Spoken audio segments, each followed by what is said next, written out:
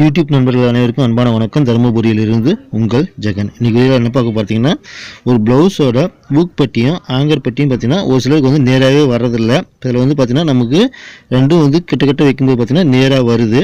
இது எப்படி நேராக வருது அப்படின்றது தான் பார்க்க போகிறோம். கீழ்ப்பக்கம் பார்த்தீங்கன்னா பட்டியும் பார்த்தீங்கன்னா நமக்கு நேராக வருது. ஒரு ப்ளவுஸ் தைக்கும்போது ஊக் பட்டியும் நேராக வரணும், கீழே வரக்கூடிய பட்டியும் வந்து நமக்கு நேராக வரணும். அதேமாதிரி பார்த்திங்கன்னா சைடு ஜாயிண்ட்டும் வந்து பார்த்திங்கன்னா நமக்கு கம்மி ஜாஸ்தி இல்லாமல் கரெக்டாக வரணும். இது எல்லாமே சரியாக இருந்தால் மட்டும்தான் நமக்கு வந்து ப்ளவுஸ் வந்து சரியாக பொருந்தும்.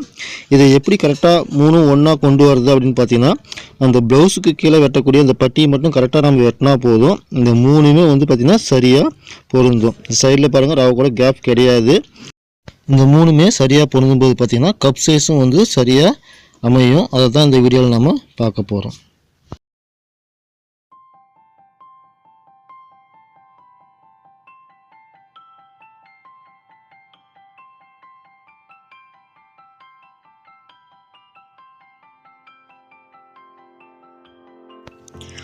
ப்ளவுஸோட பேக் சைடு பார்த்திங்கன்னா முதல்ல நம்ம தைச்சி வச்சுருக்கிறோம்.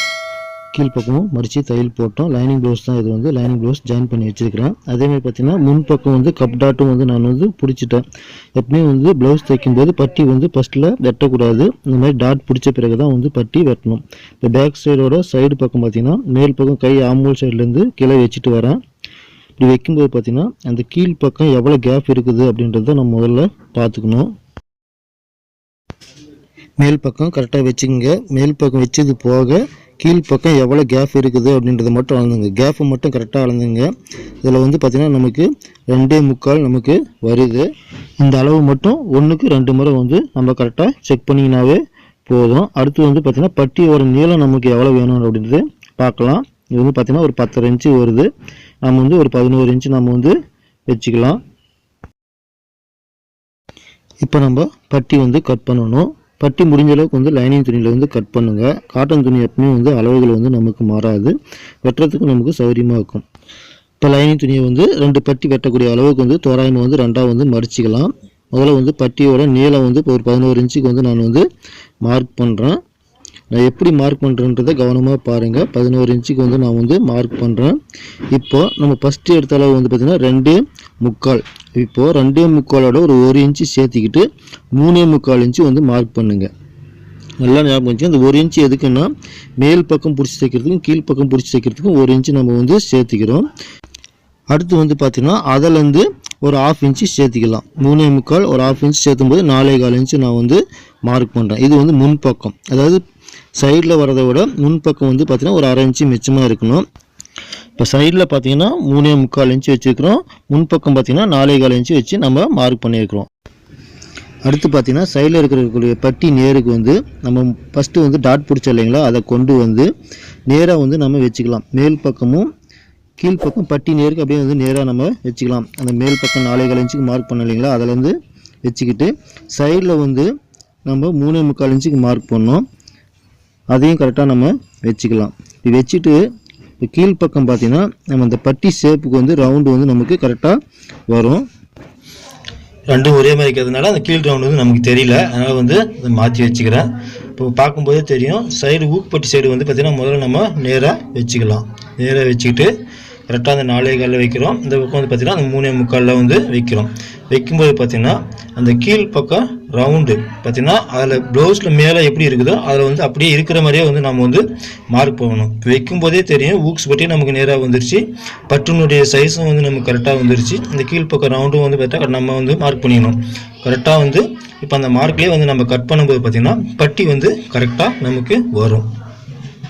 இப்படி தான் வந்து பட்டி நம்ம கட் பண்ணணும். இந்த மாதிரி கட் பண்ணும்போது பிகினர்ஸுக்கு வந்து பார்த்திங்கன்னா நமக்கு எந்த தவறுமே வராது, கரெக்டாக இருக்கும்.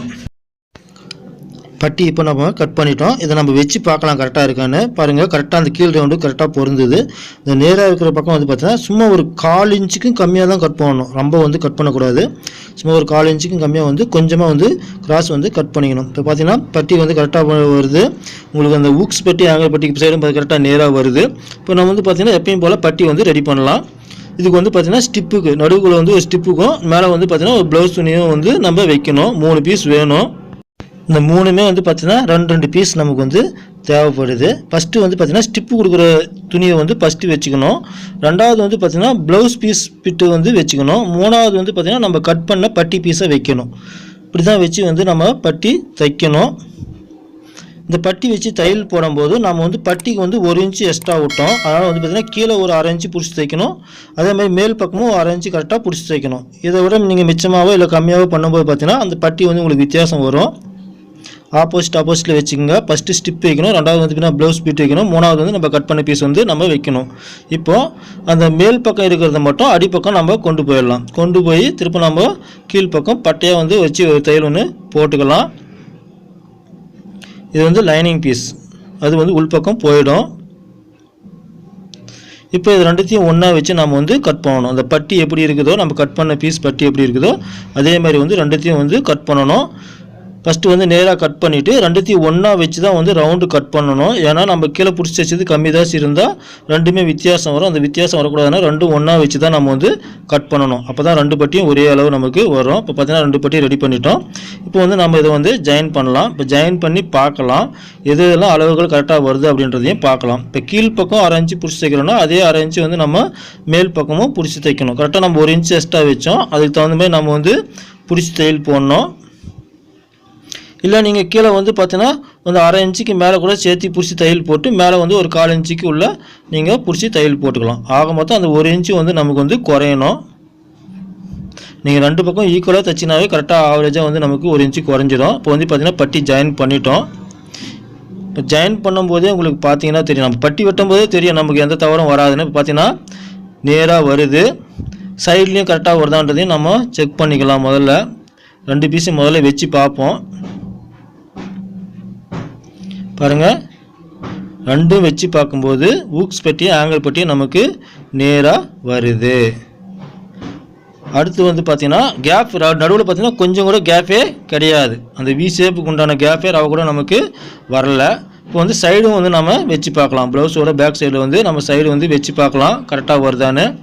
பாருங்கள், மேல் பக்கம் கீழ் பக்கமும் ஒரு நூல் கூட நமக்கு வித்தியாசம் வரல. அப்படியே கரெக்டாக துல்லியமாக கட் பண்ண மாதிரி நமக்கு வந்திருக்குது. எல்லாமே வந்து பார்த்திங்கன்னா இதில் எதுவுமே வீடியோ கட் பண்ணாமல் தான் வந்து காட்டிட்டு வரேன். சைடு பாருங்கள் கரெக்டாக துல்லியமாக இருக்குது. இதில் வந்து பார்த்தீங்கன்னா நீங்கள் ஒரு விஷயத்தை கவனிக்கணும். எனக்கு வந்து பார்த்தீங்கன்னா 2.25 வந்துச்சு. உங்களுக்கு 2.5 வரலாம், 2.25 வரலாம், இல்லை 3 இன்ச்சு வரலாம். எது வந்தாலும் சரி அது கூட 1 இன்ச்சு வந்து சைடில் வந்து ஆட் பண்ணிக்கங்க. அதோட இன்னொரு 1/2 இன்ச்சு வந்து ஆட் பண்ணி ஃப்ரண்ட்டில் வச்சுக்கோங்க. இது மெத்தேட் வந்து எல்லாத்துக்குமே போகணும். ஒரு சிலர் வந்து கேட்பாங்க, சார் அளவு ப்ளவுஸில் இருக்கிற அளவுக்கு தான் பட்டி வைக்கணுமா அப்படின்னு சொல்லி கேட்பாங்க. நீங்கள் அந்த மாதிரி வச்சிங்கன்னா உங்களுக்கு தப்பாக தான் வரும்.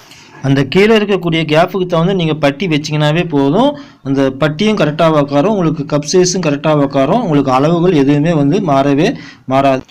இந்த மெத்தேடை பயன்படுத்தி ஒரு முறை ப்ளவுஸ் தைச்சி பாருங்கள் எப்படி இருந்ததுன்னு சொல்லிட்டு இந்த வீடியோக்குள்ளே கமெண்ட் பண்ணுங்கள். இந்த வீடியோ உங்களுக்கு பிடிச்சிருந்தால் மறக்காமல் ஒரு லைக் பண்ணுங்கள், இந்த வீடியோவை ஷேர் பண்ணுங்கள்.